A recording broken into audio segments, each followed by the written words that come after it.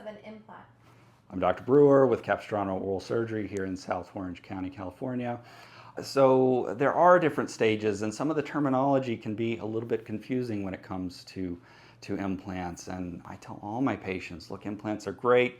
There's no question it's the best way we've got to replace a missing tooth. But the big downside to them is it can be a lengthy process for us to work through. So the first thing is you have to have bone to be able to engage the implant. So sometimes we can take a tooth out, thread an implant into the socket if there's good bone all around, a good quantity of bone, a good quality of bone. This is called an immediate implant. It's very nice for two reasons. Hey, we're going to get one procedure instead of two, and the big advantage is we're going to get to shorten the treatment time. Look, this is still going to take us 3 or 4 months for your body to integrate that implant into the structure of the jaw before we can really put it to work.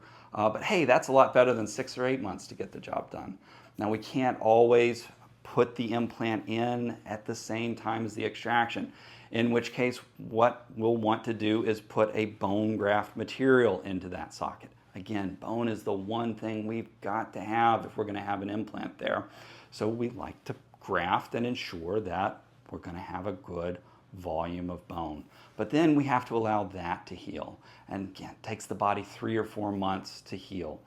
Over the course of that time, your body will turn bone graft into jawbone.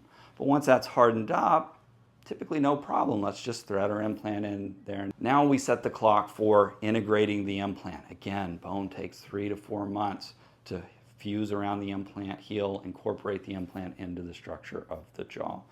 So we like to do it in one stage if we can. I tell patients this is our plan A, but look, plan B is going to be 2 different stages, take us up to about 8 months before you have a functional tooth back.